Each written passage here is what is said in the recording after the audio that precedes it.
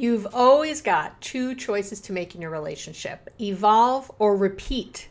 In other words, you can grow or you can stay stuck in old patterns. Don't wait until after the holidays, the first of next month, or the first of next year to set goals. If your relationship doesn't feel the way you want, there's no better time to set and achieve new relationship goals than right now. Today, we're going to dive deep on the 5 goals every couple should set in their relationship. One day or day one, you decide. Welcome back to the podcast. Hello, hello. Oh, it's so good to see you. It's good to be seen. It's good to be here. I'm very happy you're here. If you're watching me on YouTube, I always announce my outfits, I think, lately. You're seeing my fabulous purple cashmere. Anyway, and my very Jacqueline Smith hair. And if you're not old enough to know who she is, I don't want to talk to you. Well, I do, because I love you. But Charlie's Angels, way back in the day. Go look her up. Okay, that's how my hair's looking. So, very glad you're here. And thank you to all the people who wrote in about this topic. Got a lot of emails. Just people looking, I think because the year is shifting over. So I actually kind of did this out of order from where I usually do the podcast. I usually have them done ahead of time, but I snuck this in before the end of this year. If you're listening to it when it's dropping, before 2023 begins. And it's, and I'll talk about all that. So, very happy. Thank you for writing in. And I also thank you for the reviews. Thank you. I read them all. They fill my heart with love. One person was like, I feel like I owe you, Abby. I listened to over 100 episodes. So here you go. Yes, thank you. Thank you. Right? I've sat here for hours and hours with you. You took the time, you wrote a review. It really does mean a lot to me, and I so appreciate it. I've told you all the reasons. Please leave a review on Apple Podcasts, or you can rate this on Spotify. If you're watching on YouTube, you can like and subscribe, and maybe even leave a little comment. We read them, and let me know what's up. So thank you. It helps spread the love of the podcast, which means a lot. And if you are looking for holiday ideas, gifts, why not buy my book? Be Happily Married Even If Your Partner Won't Do a Thing. You can give that to people. And by the way, if you have Audible, you can get it for free. You can get my book for free on Audible if you have Audible. Just get the book 1 month. Even better for you. So, but thank you for listening and hanging in there. And I hope you're all getting ready for the holidays. And this is, I'll just give a caveat before we jump in that I don't want people setting goals January 2nd or something. That's why I said these are good goals to start right now. There's no better time. So I do want to say that. I think we get into these things with the first of the year, the first of the month, and that's not what it's about. All right. So we have a lot to cover today because there's one goal, I think goal 4, I'm going pretty deep on. The other goals are a little quicker. So let's get to them, Abby. Let's take a sip of water, Abby. So you can speak clearly. Okay. Goal number 1. It's a we thing. That's goal number 1. I want you to approach any issue as a we thing, not a you or them thing. So if your partner comes to you complaining, that you never want to have sex anymore, I think that often, the initial reaction, which is understandable to some degree, but come on, we're getting better. We've been listening to my podcast. Come on. I'm holding you to a higher standard. Your initial reaction often is to refute it, right? As soon as your partner says something, whatever it is that you don't like, you don't want to hear, you refute it. And you start listing in this instance, maybe you're listing all the times you've had sex recently, or the special circumstances about why you didn't want to have sex on Saturday. You're trying to prove them wrong, and this sets you up on opposite sides. They're right, they're wrong, you're right, you're on opposite sides. I have so many podcasts on how keeping score makes you lose and don't compete. My TED Talk. Have you listened to my TED Talk? Put in Abby Medcalf TED Talk in YouTube, and you will find my TEDx where I talk about the real reason relationships fail. Please go give it a view. Why not? I'm proud of it. But I talk all about it in there. It's a real reason relationships fail. We do this competing, this keeping score thing. I did this, and this, and this. I've shared with you that on previous business trips, sometimes Gary, when I've gotten home, he's felt kind of neglected, and he's giving me that. And meanwhile, I thought I did all the right things, and we're having phone sex, and I've made food to eat while I'm gone, and I've scheduled things, my kids are taken care of, the kids are taken care of, blah, blah, blah. And yet, he's not feeling cared for somehow. And it's very easy to be like, what are you talking about? I did this, and this, But what we want to do instead, I need to see that as a me problem too, not a him problem. I need to see that as something is happening in the relationship where he doesn't feel taken care of, even though I think I'm doing all these things. So it's like we're really not listening when we don't approach it from a we perspective. So if your partner thinks you never want to have sex anymore, there's something going on that you want to understand. Don't ignore it. What does sex mean to them? What would enough sex look and feel like? Is there anything else they need from you that they're not getting? Is this about sex or something else? Do they feel loved and wanted? I'm literally ripping these off the top of my head. There's so many things you can ask. But the goal, I need you to realize the goal is to join them in this issue, right? You want to join them in the issue. It doesn't mean either of you is wrong. Nobody's wrong. It just means that your partner is experiencing something and you want to be on their team to figure out a solution because it's a we. I know, it's great. No matter the issue. Don't get on opposite sides. Don't argue or refute what your partner is saying. Instead, right, you want to listen well. You want to seek to understand. You want to work at the problem together. And what I say often is you want to fight the problem, not each other, right? That's really what we're talking about here. So whatever the thing is, try not to personalize it, put it out there, and use a we no matter what is going on. Just think of it from a we. Okay, your shared resource, combined resource. All right, goal number 2. Share true feelings like confetti. I'm not saying that well. I'm going to say it again. Share true feelings like confetti. So this is a great goal to set with your partner, to share true feelings as often as possible. And notice I keep saying true because this is harder than it sounds, because there are 2 big mistakes I find most people making when it comes to sharing feelings. The first mistake is sharing reactions, not true feelings. Our true feelings are usually beneath our initial reactions. And one of the things I say is that you have a right to your true feelings, but not a right to your reactions. I know people don't like this. I think I did a reel on Instagram about this and I got all this hate, but here's the deal. But if you're listening to what I'm saying, you'll agree, I think. If my reaction is to slap you across the face for something you said, I don't have a right to that. And it's no different if I yell at you, or if I lose my shit, or if I say something mean, or I call out your name, you out of your name or something. That's no different. That's an angry reaction. That's all of that. That is not my right. It's not my right to hit you because I feel like it, or to verbally hit you, slap you. It doesn't matter.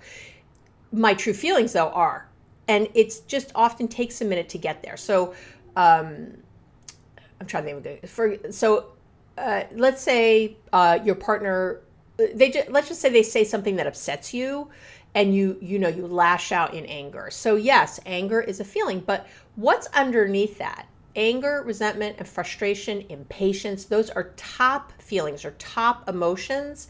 And I consider them reactionary ones. They're sort of a knee jerk. You want to give yourself a moment and dig down to what's under those feelings to get to the real ones, what's really upsetting you.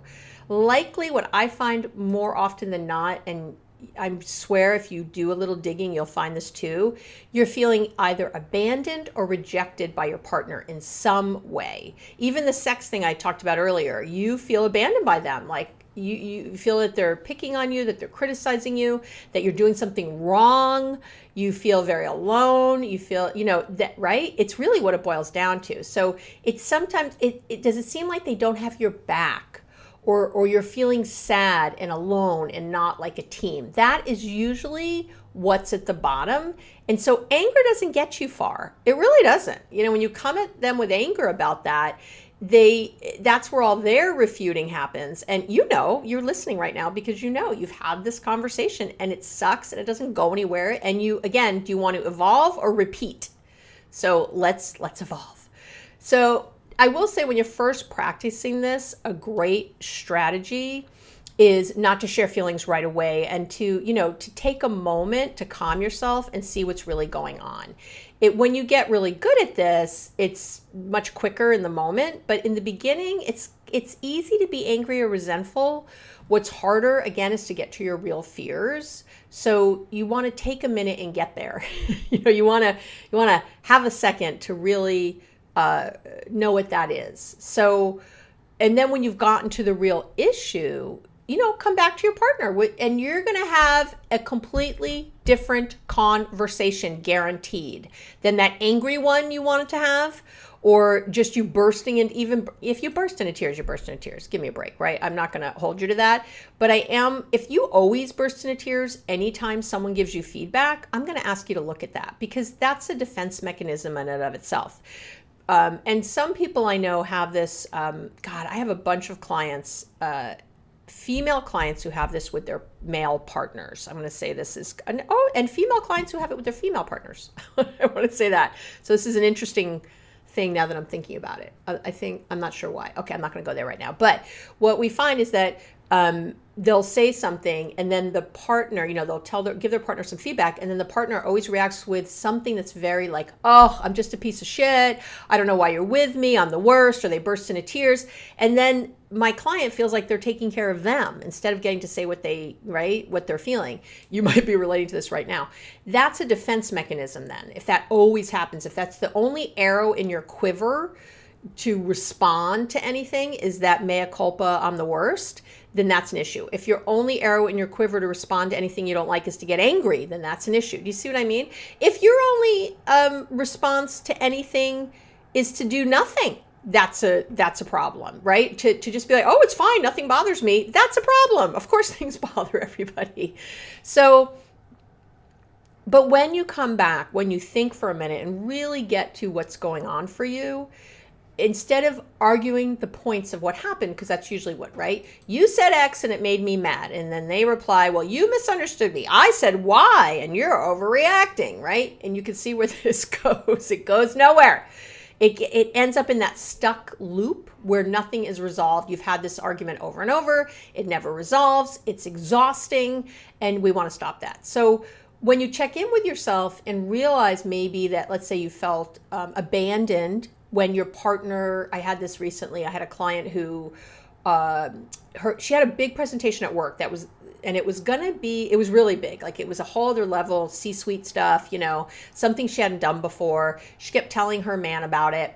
And he forgot on the day. Even that morning, she said, like, oh my God, I got the, and he's like, go get him, babe. You'll be great, right? But at the end, like, he never texted during the day to check on her, and at the end of the day when they were having dinner, he didn't ask how it went. He forgot. And she really got upset. She was hurt about it. And really, but we had been talking, and so that part was good. She was angry. Sorry, she didn't realize she was hurt. She was angry. She was so pissed. And so she said, she got through dinner and she said, Abby, I heard you on my shoulder. I didn't know what to do in the moment, but I just sort of didn't go anywhere. I just was like, oh, by the way, hey, I had my presentation today. You haven't asked. And he was like, oh my God, I can't believe I forgot. I'm so sorry. What? Yeah, tell me all about it. Right. And he was kind of lovely about it. He forgot. And I'm one of those people who forget. So I was really relating to him. And she said, so she told him, but she was still feeling kind of, upset. And she said, but, I managed to have a good conversation. And then later she sat with herself. She did a little meditation. She did all the little tools Abby says.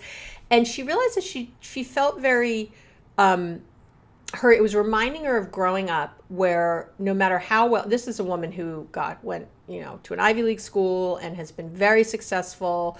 She's 35 4. She's so young. She's done so much. And it's never felt like enough. Like her parents never give her props. They're always like, well, what about this? And what about this? And, oh, but you haven't had kids yet. And wait till you have kids. I don't know if it's like never enough what she does. She feels. That's how she feels. And so so they dismiss or discount the things that happen in her life. They don't really ask. And she has another sibling. Of course, don't we all have this, where the parents ask the sibling everything about everything, right? So for her, this felt like that. And she was able to see that. She's like, oh, my husband is not my parents.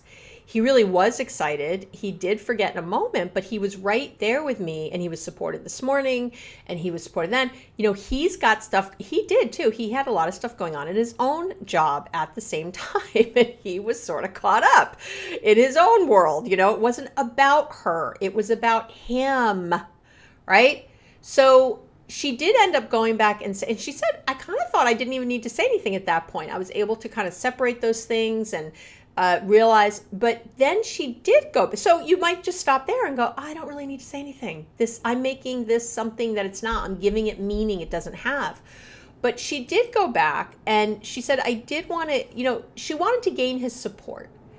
And what's beautiful is that the conversation went very differently than it would have if she was reactive and yelling, or, you don't care about me. And then he would have been bewildered and upset. Like, what do you mean I don't care? He probably wouldn't have even have put it together. Yeah, you've been in that conversation too, right? But she ended up being able to go back and really, and say to him, oh my God, I had, and first she did so well. She said, can I share something with you about earlier that upset me? Or is this a good time? Is this a time where you can listen? And he was right. He goes, oh my gosh, what? Like didn't get it at all, right? He was like, what is it? And so that was really good. She got him right there. She was in a calm place. They talked, and she just told him the truth. She said, I know this isn't about you. This is what happens when that happens. And he got a little defensive at first. And he's like, well, I've got a lot going on too, and she just stopped him. She said, please don't. I don't want you to be defensive. I don't want you to tell me why. That's not what this is about. That's not what I'm doing here with you. I love you. You did a great job overall.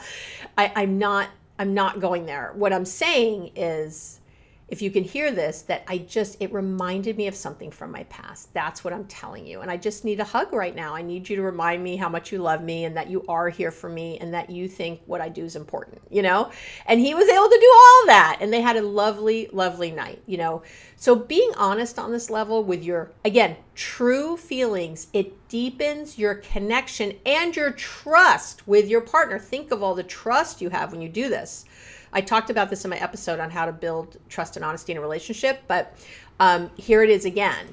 So they felt closer, they felt more connected. I mean, it's a win-win-win, people. It's just fabulous. Anyway, okay. So the second mistake I see people make in this category is that they're sharing thoughts when they think they're sharing feelings. That happens a lot. I think often people, they're sharing their judgments and again, their thoughts, their beliefs about what's happening, and they don't even realize they're not sharing an actual feeling. You'll say to them, how do you feel? And they go, well, I think you should do this, or I feel like this is a crazy conversation, or they really do this. This is common. It happens to me all the time when I'm talking to clients. I'll say, how are you feeling right now? And they'll start to tell me their thoughts.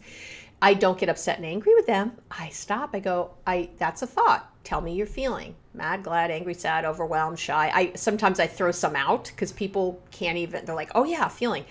And even then, sometimes it's taking me 3 or 4 times to have someone actually share a feeling, or they try to say, well, nothing, I don't feel anything, it can be crazy.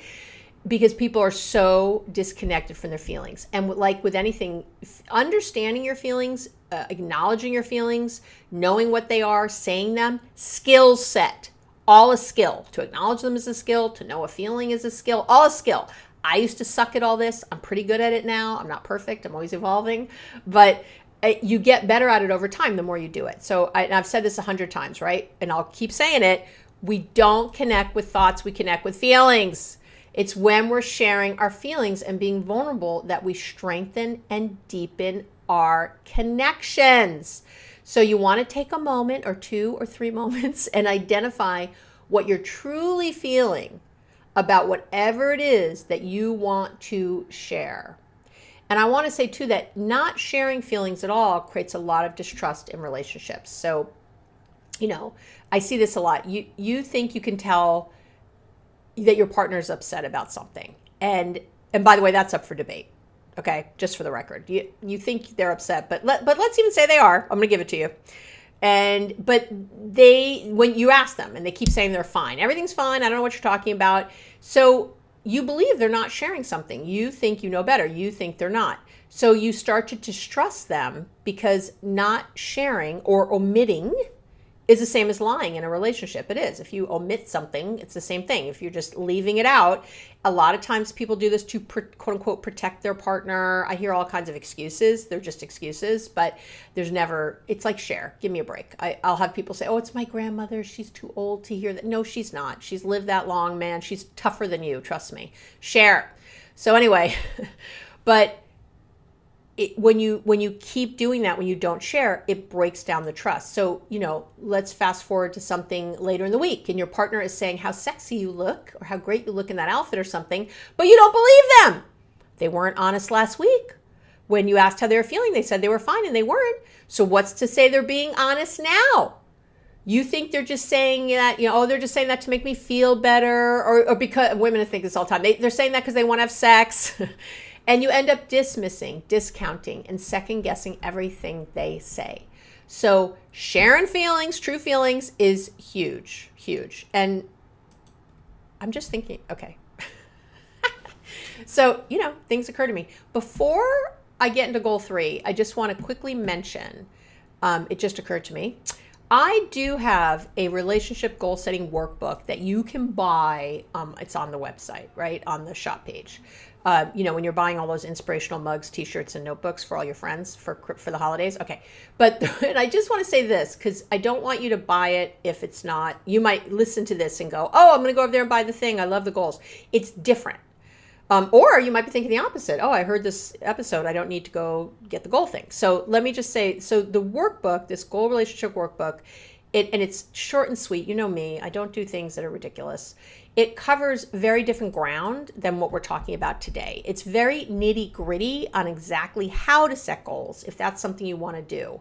So in the workbook, I talk about like the 6 steps to relationship goals that work, me with the steps, an easy guided plan to put your relationship goals into action, the mistakes that most couples make when they're setting relationship goals, right? I think I think there's the track. Yeah, there is, like how to track your goals for continued success. I mean, it is very nitty gritty. So I want to say that. So if you're listening today and you're really interested in goal setting, it's not expensive.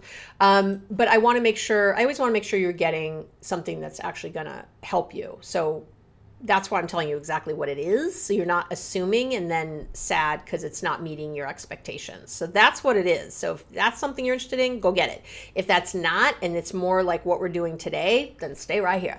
Okay. So let's get to goal number 3. And I love this one. It's to say yet often. Say the word yet often. I've talked about this amazing researcher from Stanford, Carol Dweck. I've been following her since her Columbia days. How do you like that? So I've been following her for decades. And she has a really amazing, I think, seminal book called Mindset. If you haven't read it, read it.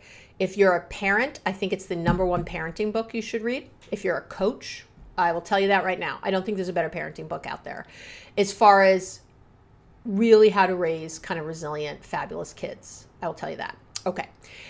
But her book, her whole thing and a lot of her research is based on this having a growth or a fixed mindset. And basically people with a fixed mindset think that, you're kind of born with it, like you're smart or you're talented or you're this or you're that, and there's no room to grow. You either are or you aren't.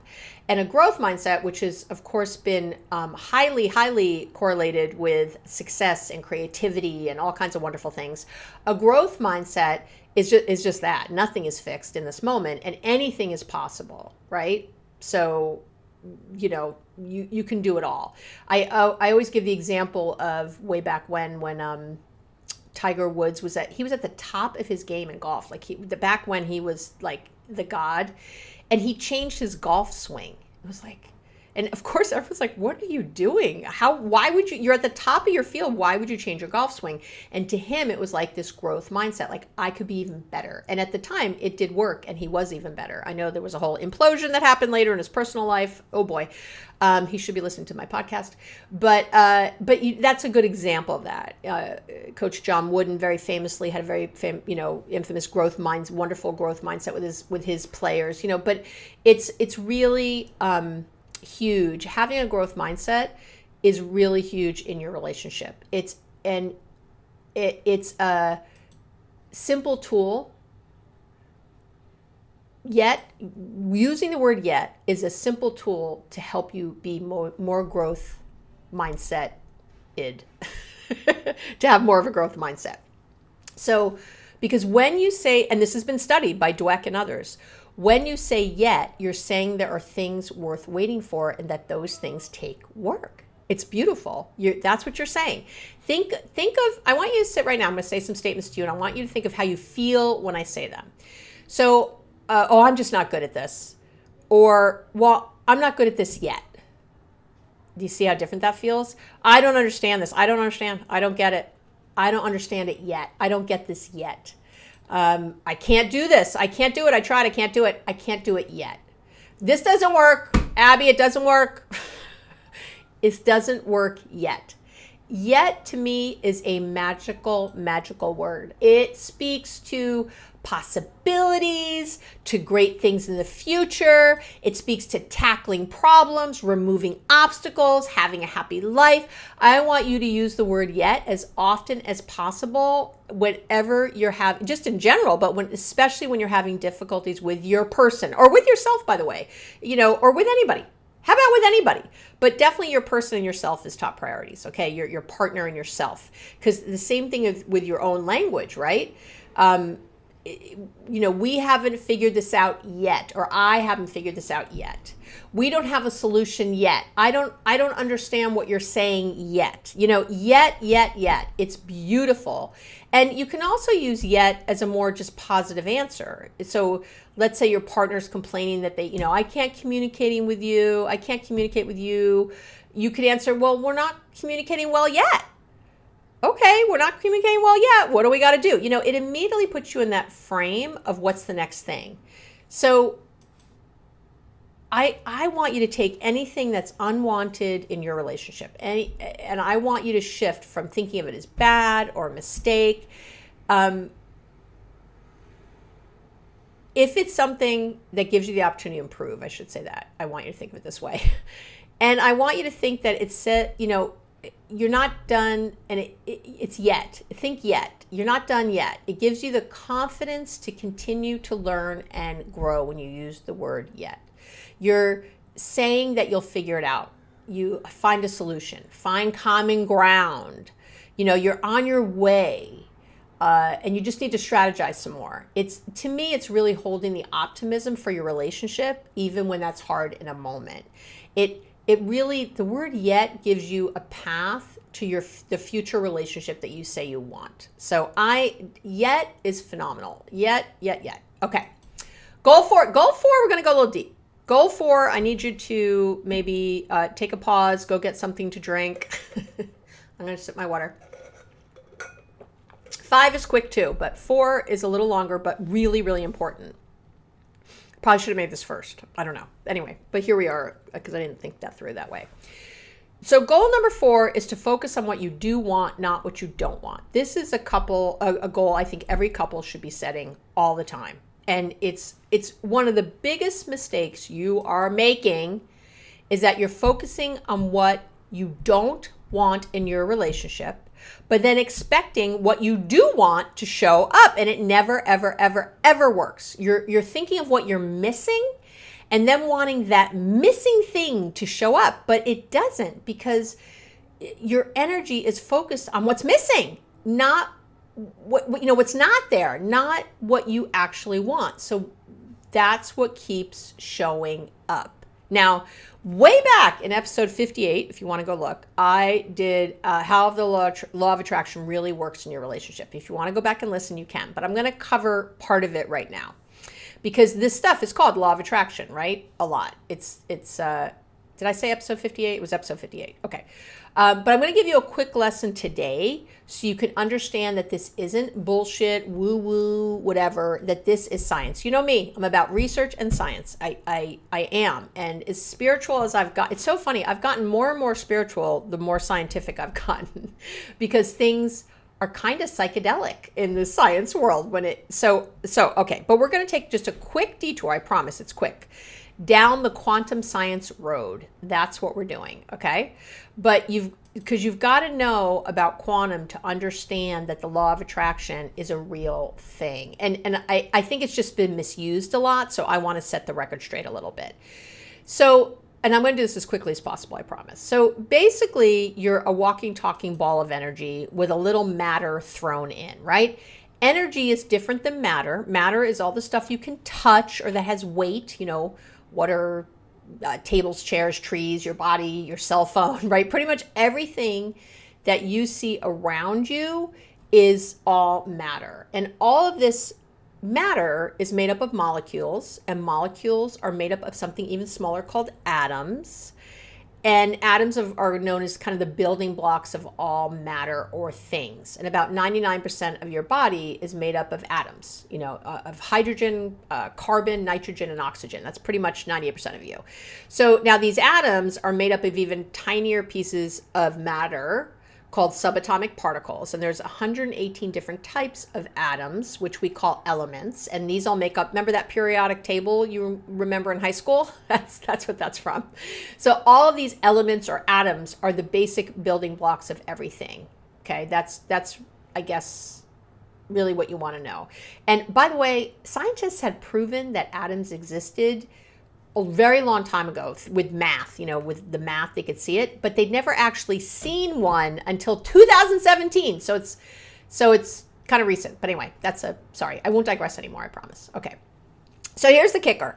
Atoms themselves, these building blocks of who we are mostly made up of empty space. If an atom was the size of a church, the nucleus, the center of that atom would be the size of a dime. All the rest is space. Really think of that. I'm trying to give you a little thing you can compare it to. These things that make up everything you see around you are mostly empty space. What? Blowing my mind, Abby. Yes. But Abby, if atoms are mostly space and everything is made up of atoms, why do objects look and feel solid? Why do humans look and feel solid? We don't experience ourselves or anything around us as being empty space because everything is in and around us is moving so fast that it seems solid. Scientists often explain this like a swarm of bees, like individual bees you wouldn't see, but when there's a swarm, they're kind of moving together. It's like that. But the best way I've ever heard this explained is to think about the empty space in an atom like you'd think about an electric fan with the rotating blades. So when the fan isn't in motion, you can see that there's lots of empty space in the fan, right? It's not hard. Around the blades, you can see it. You can stick your hand in there, right? In the space between the blades, you could wiggle your fingers. It's just a bunch of nothingness, right? So I want you to picture the fan. But when that fan is turned on, the game changes. If you put your hand into all that quote unquote empty space now, you'd get hit by the blades and you'd feel the resistance of something real. If you spin something fast enough, it looks solid. And that even happens when you look at a fan. If it's going quick enough, you sometimes can't even tell it's on because it's going so fast. And this is really why quantum physicists speak like the world is one big LSD trip. And one of my favorite quotes is from physicist Niels Bohr. And he said, if quantum mechanics hasn't profoundly shocked you, you haven't understood it yet.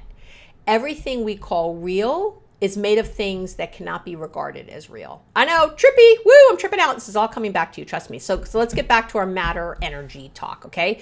We talked about, things that are matter, that cell phone you're likely holding right now, your car you're sitting in, your house, right? Now, let's talk about things that aren't matter, that are not matter, okay? There's things that aren't matter. There's only a few, really. Those are feelings, thoughts, and light, right? I know, crazy. Light, of course, lets you see all the matter around you, but it's different from matter. And light doesn't weigh anything. Even air has a weight to it, but light, feelings, and thoughts don't. So they're not matter. But just because it doesn't weigh anything and you can't, quote unquote, see it, doesn't mean you don't feel it, right? You believe that light, thoughts, and your feelings are real, even though you can't feel or see all of them, right? So I need you to extend that to the energy and vibrational frequency you're putting out all the time. Since you're mostly made up of atoms, and all these atoms and subatomic particles are in constant motion, they're all putting out their own distinct frequency or vibration from sort of a low to high.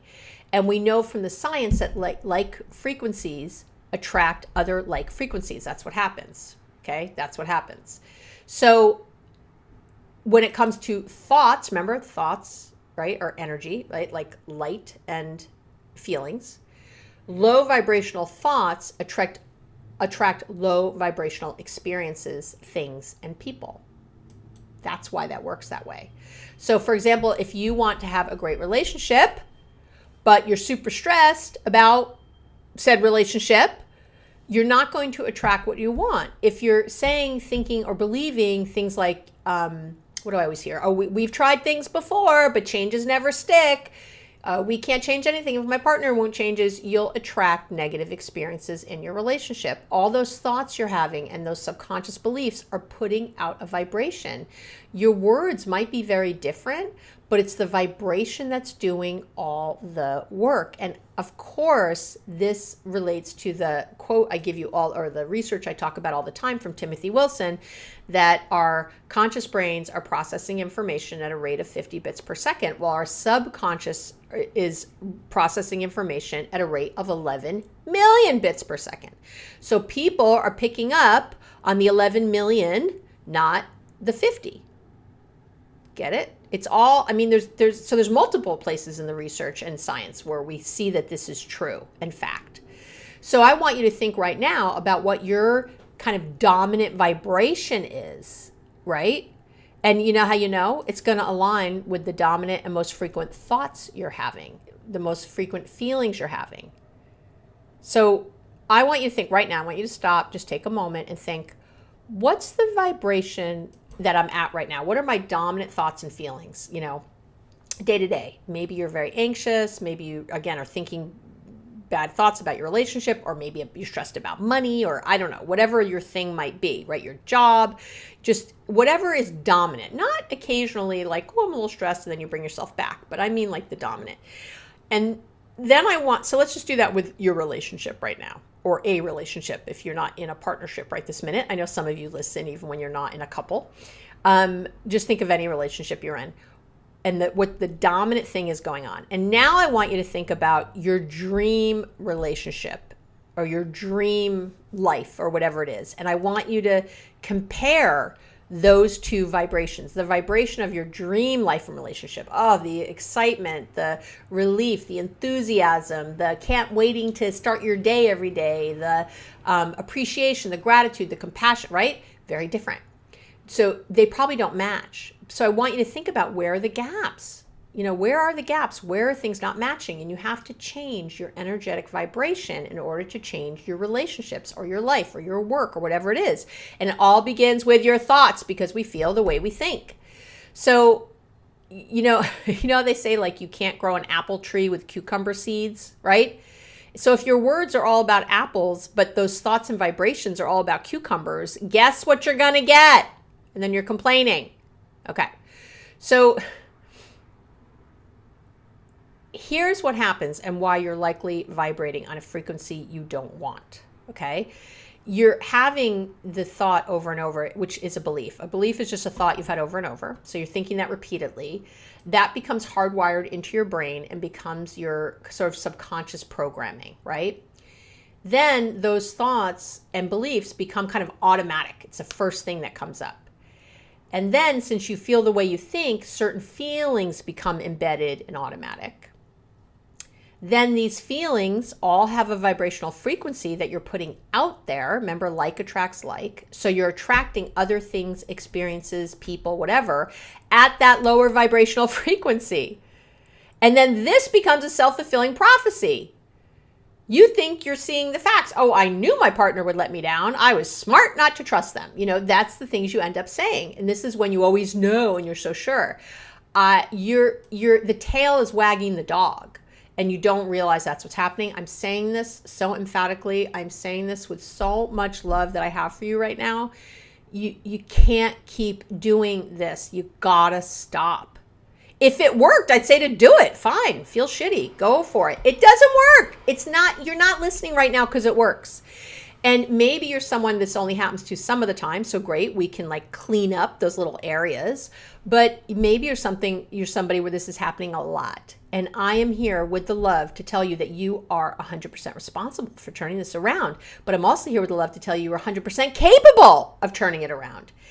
Everything in your life right this minute is a reflection of your vibratory state. It's a reflection of your frequency that you're operating on. And again, this is good news because it means it's in your power to shift and to create new things in your life. First, though, you have to know where you're starting from. And looking at your current relationship gives you that starting point, right? If you wanted to change how fast your car was going, you couldn't do that until you knew what speed you're at now, right? You have to start somewhere. So your current consistent emotional state is like your speedometer. Again, you feel the way you think. So these emotions are letting you know what you're truly thinking, what those embedded beliefs are. So I'm thinking of, so you might be really great in some areas and not in others. And that's actually even more proof about this. Some people, I've always had relationships because for whatever reason in my head, I think I always thought, sure, I'm going to be in a relationship. I was good at getting people. Now, I wasn't good at staying in them for many years, but I was good at getting them and having them. And I kept attracting the same kind of person who wanted to get married when I didn't. I was really doing the same thing over and over. But it's something I believed. And in my head, I believed that, marriage is a trap. And, I wanted to be able to leave whenever I wanted and all the things that I believed. And when I finally stopped dating for a while and went to therapy for a long period of time and really worked on my issues, it's the next relationship. Not the next, but pretty soon after, I ended up finally getting married and being happy and all those. So I remember with money, I didn't always feel that way. And I remember when I was young, running up the credit cards and just doing stupid crap with money and being really kind of quote unquote bad with money because I came from a family that wasn't good with money. And that's one of the things I kind of believed. So it was showing up. So as good as some areas of my life were, I also thought I was smart. So I always did well in school, even though, I wasn't always smart. But I would think, school, I can always do well there. I had a real growth mindset about school. If I work hard, I can get there. I can do better, so that really served me. You know what I'm saying? So there's these different areas where I had different beliefs and it kept showing up in my life with a low bank account, with always having a boyfriend and with always getting another degree at school. That's why I have so many damn degrees, so look at your life. That's how it shows up. So you can see it, right? So I want to just, before we go to the next one, I want to talk a little bit about these low and high vibrational states. So the really low vibrational states, like at the very bottom of the ladder, are things like anxiety, jealousy, hate, hopelessness, helplessness. Those are, really low. Overwhelm, resentment, depression. Can you feel it? Yeah. And when you're moving up the scale, you get to something like higher vibrational state can still be kind of in the low quadrant, or the low half of the ladder. So you may be anger. Anger actually is a higher vibrational state than, let's say, depression or hopelessness. And you can feel that, right? So it's actually better to be angry than to be hopeless, because anger will get you off your ass. It's motivating to a degree. I mean, it's not the best thing to stay in anger all the time, but it often will at least create some movement and get you out of bed. so I just want to kind of say that there's like a way to move up the ladder. You can't, what do I always say? You can't go from shitty to giddy. You're not going to jump from depressed and anxious to, oh, my life is, Pollyanna, my life is perfect and I feel fabulous all the time. It just doesn't work that way. But you want to ease yourself up that ladder. And of course, you're really looking to experience, again, higher vibrational states than anger. So, we get up into gratitude and appreciation and compassion and kindness and laughter and ease and, confidence, inspiration, thoughtfulness, joy, willingness, right? I could go on and on, hopefully. So do you see though? So if you want to get from a low to a high vibrational state, it's all about, again, where your attention is. And you change that frequency by where you put your attention. If you focus on all the things you don't like about your partner or your relationship, you'll start to feel like poop. Do you ever notice that? Yeah. And that emotion is the indicator of your frequency. I'm feeling like poop. I have a low vibrational frequency right now. So, and again, you get what you focus on. So if you're vibrating at a frequency of need and want, you're going to have neediness and wanting. That'll attract more need and want. So instead, you need to become what you want, so the neediness and that, kind of wanting disappear. Your relationship in your life is the reflection of, again, this kind of vibratory state. If you don't have the relationship you want, it's time to focus on your thoughts and creating that vibrational frequency that you do want to attract. I do have a high-low vibrational cheat sheet, which we'll link on the podcast page. You're over on the website. Come to the website, come to this particular episode, either in the relationship tips and tools in the blog post, or go to it on the podcast page, and I'll link to the, it's free, to the high-low vibrational cheat sheet. It will put you on my mailing list, which is a once-a-week love letter. I don't know why you wouldn't want it. It's kind of fabulous. I'm really proud of them. It's just me trying to inspire you every week with a story or a thought, or it's if you like the podcast, you're probably going to love the love letter. It's not some weird thing you're going to get into where I try to sell you stuff. It's not that. So, the love letter it comes out every Wednesday. And if you don't like it, unsubscribe, but you still have the high-low vibrational cheat sheet. Just as it can really help with a visual, to sort of see where you are and check in. So, but you just have to realize that whenever you feel a negative emotion, you're calibrating to something you don't want. So what I just do is think of its opposite, or what I do want, and I do my best to calibrate to that, right? You can't feel disappointed and get what you want. You can't feel disappointed in your relationship and have a fabulous relationship. It's not going to happen. Get all the things you want. So I don't want you, and I want to say this though also at the same time, I don't want you to be afraid of any negative thinking during your day. Don't be afraid of it. Don't freak out. Don't tell yourself you're stupid or something. And I just want you to see it as a signal. I want you to reframe negative thinking as a signal to calibrate to something that you do want. Because when you're seeing or feeling what you don't want, it's a signal that you need to think about what you do want. It's just your brain going, hey, you, it's tapping you on the shoulder. It's a reminder. It's not a fact. It's just a reminder. Hey, we don't want to be over here, right? I did cover calibration in a whole episode of the podcast called The Secret to Positive Thinking in All Your Relationships. And I also have a free YouTube video. It's like a little exercise on YouTube. You don't even have to sign up for anything. You don't have to put in your email. It's on YouTube if you put in Abby Medcalf Calibrate. And again, all of these links will be on the show notes page and on the relationship tips and tools page. So go check it out there too. But if you want to get deeper on the calibration, how to do it, I got you. I got you. Who loves you? I do. I got you. I guess before we go to goal 5, I want you to remember that the grass is greener where you water it. That's just the bottom line.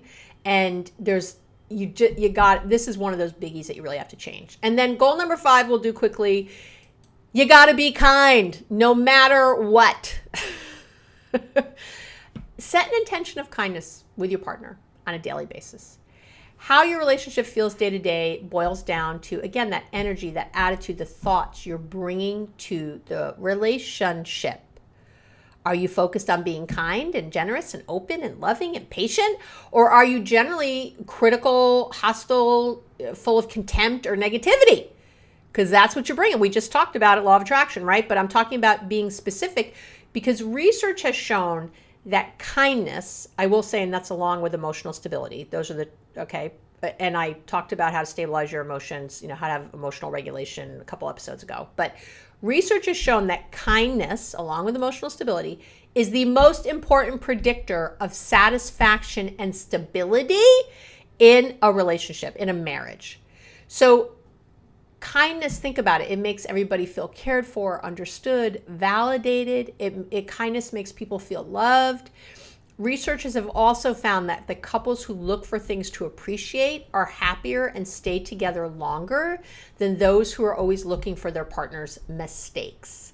And the best way to be appreciative and focus on the positive is to me, just to keep it simple and just focus on being kind. You don't have to do anything. Kindness should be bottled as couples glue. It creates affection and bonding and validation and more kindness because your partner reacts to the kindness and then they're kinder and you're kinder and everybody's kinder. It's a beautiful friggin' day.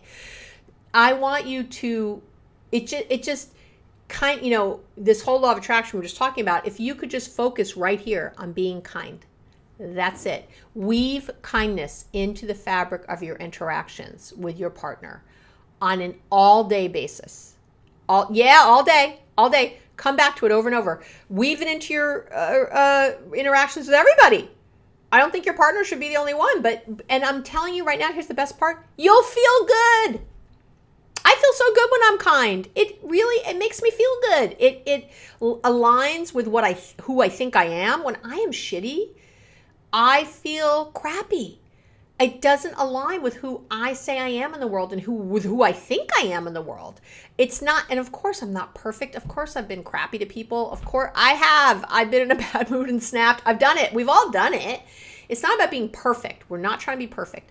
But when we hold things and we keep trying to get there, it means that we'll get there a good majority of the time. And that's really what we're trying to do. And that's it. Those are the five goals I think that every couple should set in their relationship. I actually think they're good goals just to set if you're listening as an individual person and you don't have a partner yet, to think of your life in these terms, I think is a wonderful, wonderful thing. Again, if you want to, you can buy the relationship goal setting workbook. Again, it's different than what we talked about today. It's more nitty gritty. It's more kind of exacting. So it's a different thing. So if you just liked today, you're not, and you don't want to do that, you're not going to like it. So don't buy it. But if you do, go there. And as always, I want to thank you for being here and listening and spending time with me. It's just, it's great. I'm doing this on a wonderful, beautiful Monday in my office, and I feel good and I'm happy. And I'm always, always happy when I do talk about your energy. Yeah, I hope you feel it because I feel it. I feel inspired and motivated and joyous when I do the podcast. And I sit and I think about my intention every time before I record. And it's for you to feel loved and cared for you to feel like you've got the best information that is there to be given, for you to feel like I don't lie to you, that I'm always honest and direct because I am, for you to feel heard and seen for what you're going through. That is always my goal. So I hope you feel all those things. As always, if you have a topic you'd like to hear on a future episode, please feel free to email that to me. You can do that through the website or at abby@abbymedcalf.com. And please don't send me a long problem, though. I can't read them all. But if it's something kind of short and sweet, in a good, something we could get to on the podcast, I'd be very excited to do it. I love you. Have an amazing, amazing week. And I'll talk to you real soon.